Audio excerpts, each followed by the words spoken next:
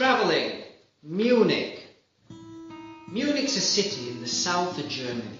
It's the third biggest city in the country by population after Hamburg and Berlin, and it's the capital of Bavaria.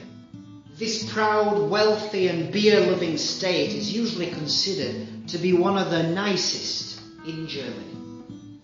Munich's a very nice city. There are a lot of things to visit and see, but the distances between them are comfortably manageable, allowing one to see the majority of them in a weekend or in 3 or 4 days. It's a modern city, quite cosmopolitan, but downtown, that's where you'll find a lot of traditional architecture. The cathedral, the town hall, and close to the town hall there's the Viktualienmarkt market, where you can buy a fair few different kinds of products, fresh fruit, meats from the many butchers and chocolates. You've got the option of eating in the restaurants, or you can stand up at the bar and drink something. It's a lively place and you should visit it. You can also get handmade things or a souvenir, which, frankly speaking, I'm not bothered about. I'm not a fan of seeing souvenir shops all over the city on every street. With all this area being pedestrian, it's quite nice to walk around. Close to the city centre you can visit the Olympic Park. By close I'm talking maybe 10 minutes on the underground. It was constructed to be ready for the 1972 Summer Olympic Games. There you can find a memorial for the civilian victims of World War II and another memorial for the victims of the terror attack at the 72 Olympic Games where, if you remember, 11 members of the Israeli Olympic team and 1 German police officer were taken hostage and latterly killed. In my opinion, it's one of Munich's main tourist attractions, with its big lake giving a home to ducks and swans. There are also big hills and it's full of Olympic equipment and facilities. For instance, the Olympic Stadium, swimming pools. It's great for a bike ride or a little walk, picnic or a ride on the boats, if the weather's nice.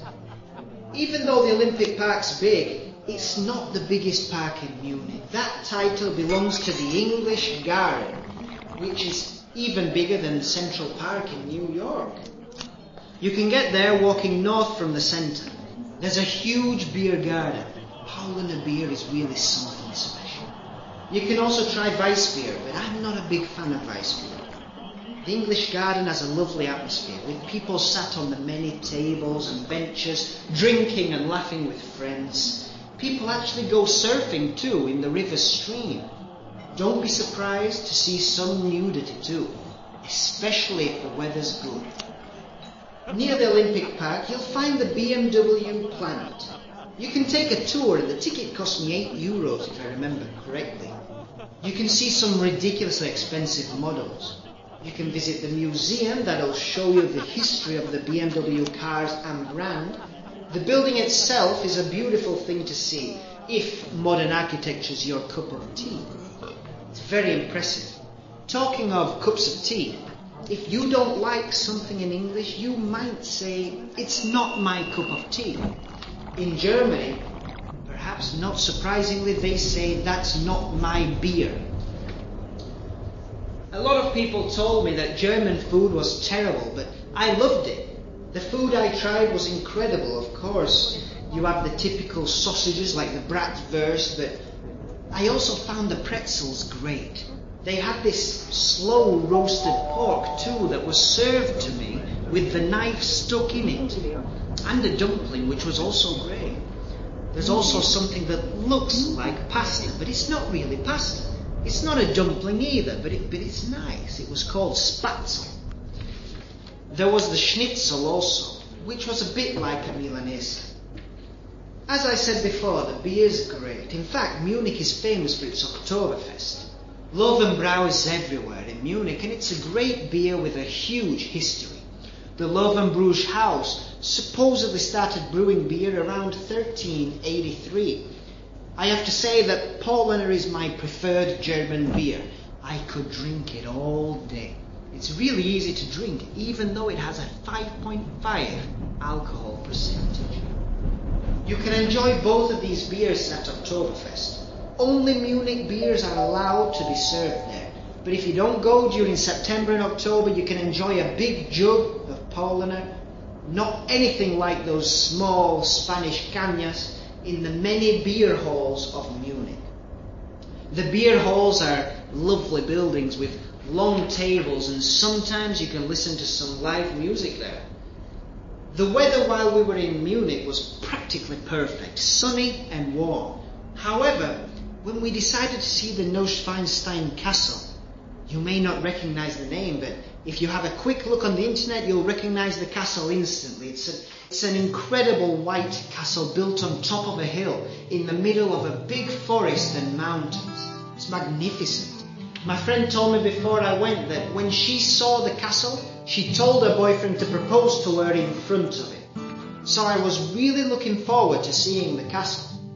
Unfortunately, the weather wasn't exactly the same in Munich as in Neuschwanstein. It was throwing it down. We couldn't even see the castle. I was so disappointed.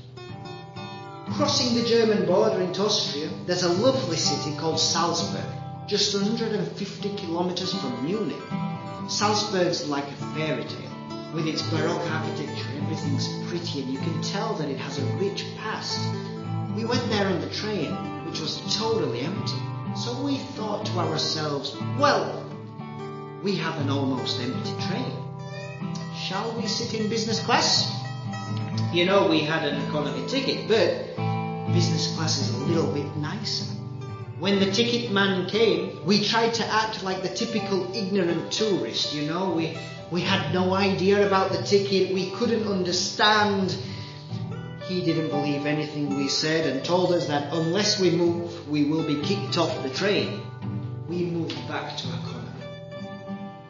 Munich's lovely, full of wonderful excursions close by.